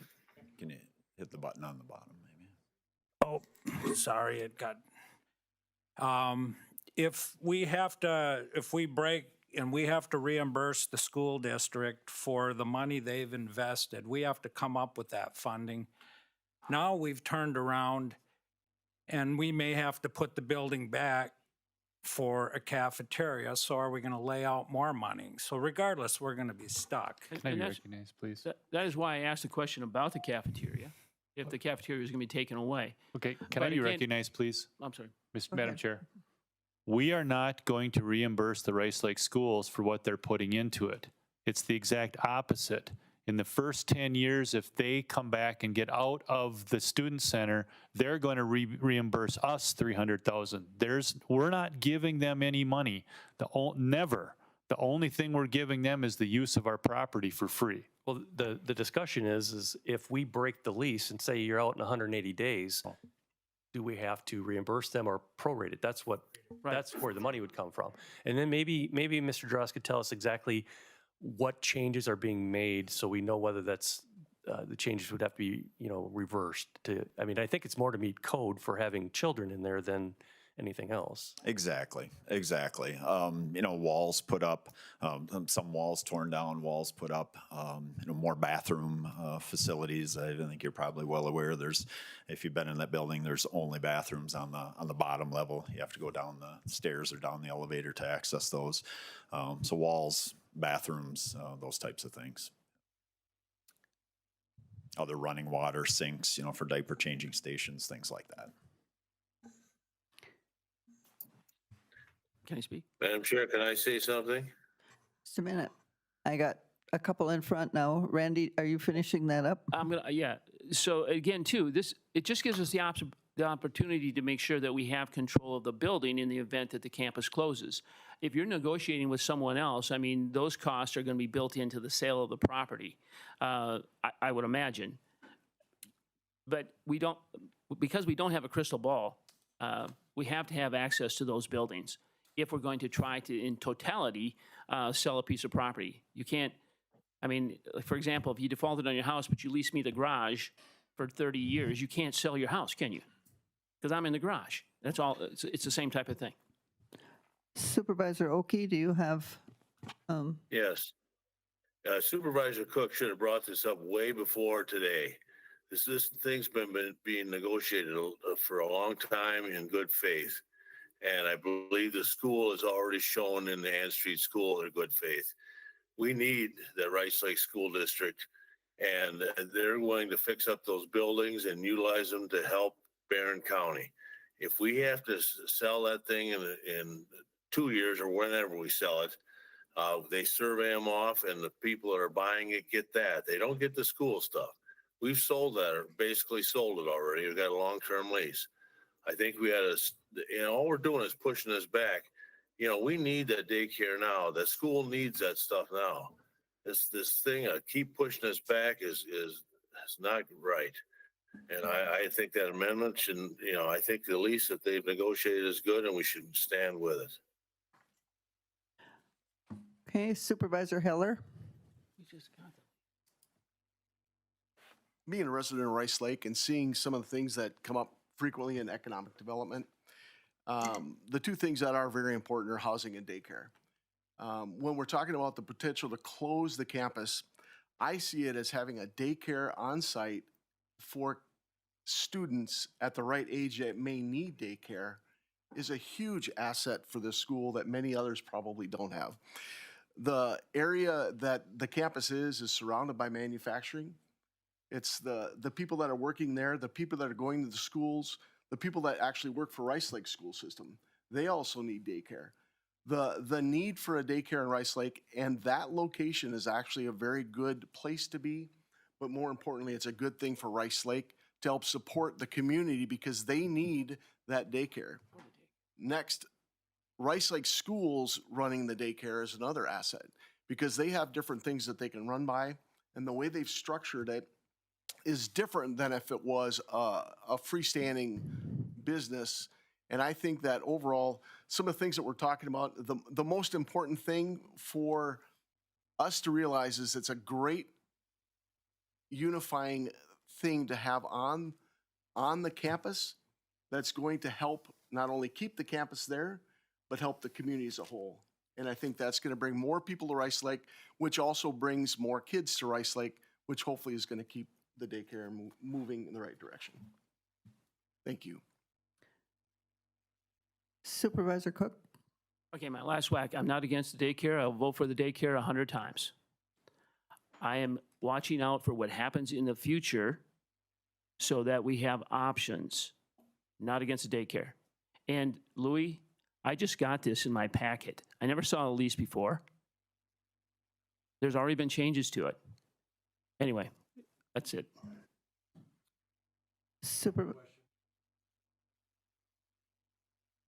In the discussion?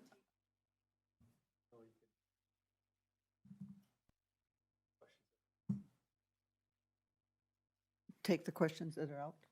Okay. Yes. Patty? I just had one comment. We were talking about what ifs before with the money that we were going to borrow, and now we're talking about what ifs. So we don't know what the future is going to hold. We don't have a crystal ball. And yes, we do need daycare and we do need housing, so these are important to me. And so, yeah, I just think we don't know what ifs. Okay, the question has been called. Okay, Supervisor Vaughn? I agree with Patty and Randy. I believe daycare is very important. I appreciate that, and I hope it does go through.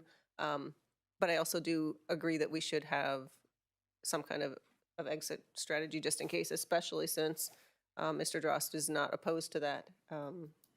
It just seems like a wise choice. Thank you. Okay, we have, I think we're ready to vote on the amendment to have a 180-day exit clause added to the agreement. So if you vote yes, we will add the 180-day exit clause. If you vote no, we will not. So I think we're ready to vote.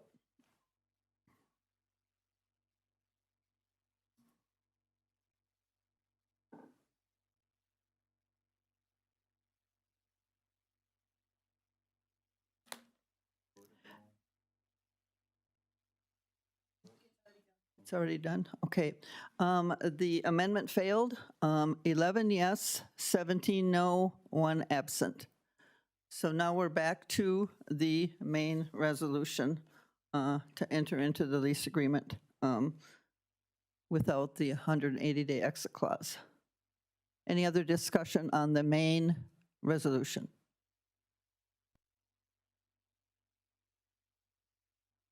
Supervisor Vaughn? So do you think that that would be covered under the force majeure?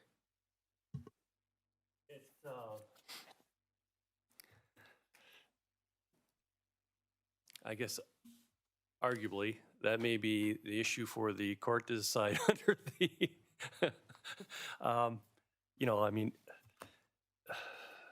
you know, normally force majeure is totally unexpected, act of God type thing. You know, I mean, arguably, you know, labor shortage. I guess if the rest of the campus, I can't answer that. It's you could argue it. I don't know that it'd be successful, but. Supervisor Rogers. Yeah, don't we have another amendment with respect to the jury trial versus the trial to the court that we should be considering? Right, that passed. That did pass. That passed. To remove that. Any other discussion? Supervisor Banks. I'd like to speak on behalf of the school district because they have to go through all the regulations that are statute and what the school districts follow. So they are capable of handling all the children that come in their front door with IEPs and proper treatment. So this, on behalf of the school district, I think that's a real plus because a private person could deny some people having access to the child center. Okay, hearing and seeing no other requests to speak. Let's vote.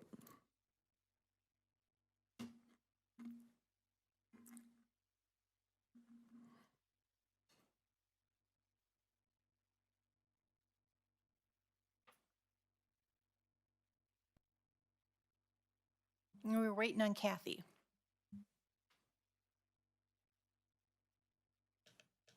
Okay, this resolution to enter into a lease agreement with the Rice Lake Area School District for the buildings located at the University of Wisconsin Eau Claire Barron County campus has passed by majority vote 25 yes, 2 no, 1 absent, and 1 abstain. And then voting no were Supervisors Krug and Conan, and abstaining was Supervisor Cook. Okay, thank you. The agenda item number 12, American Rescue Plan Act expenditures. I think there was a summary in your packet. Jeff, any other comments on that? No, it'll now be down to $87,019 on April 15th, projecting forward. Okay. Report from County Administrator. I will be drafting a resolution in support of House Bill 3029. This allows more flexibility for people who have health savings accounts to pay for direct medical care access with their HSAs. That's been ruled prohibitive by the IRS. 13B, you'll see the letter of support for Broughton Property for technical assistance. We'd like to get Broughton Property cleaned up. And then obviously supporting Rice Lake, City Rice Lake, getting that in a TIF or a TID.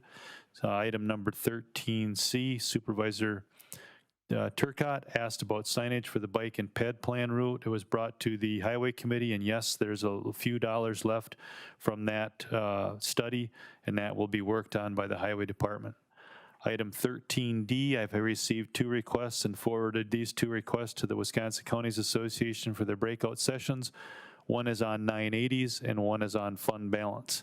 The per diem report is included in your packet. I have executive committee approved 410 work weeks for the highway department, and then you see the utility analysis for the highway department at cost per square foot. That's all that I have. Appointments, I put that in my update, recommending Supervisor Patty Anderson, Olson, Oki, Turcott, and Schneider to be the Finance and Oversight Committee for the Secure Sally Port, pending that it's going to be approved on April 15th, but I want to get that done this month. So we need a motion to approve the appointments. Give me 1 second.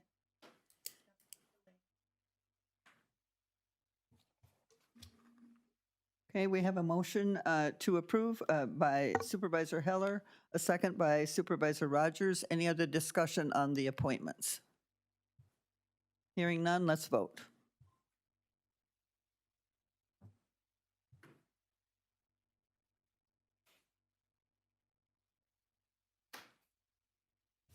Did Jamie leave as well? Baby gone? Yes, she's gone. I believe she had to leave. See on your end? It's passed by majority vote, members present, 24 yes, 1 no, 4 absent. And voting no was Supervisor Kuselek. Claims, petitions, and correspondence? None? Suggestions for future agenda items? We'll have 4, the 300,000 from ARPA, the 50,000 from ARPA, approval of the contract with Market and Johnson for the Secure Sally Port, and then approving the financing. So there'll be 4 separate ones. Accepting the bonds will take a 3/4 vote. So those are the 4 that come to mind right away. We have the ordinance changes to the ATV/UTV trails in county Correct. parks. Yep, And then a resolution supporting House Bill 3029 from you? Yep. Okay. that's just advisory, but you're correct, Jess. Anyone else have any other future agenda items? Okay, hearing none, we'll adjourn by unanimous consent. Thank you, everyone. Thank you, nice job.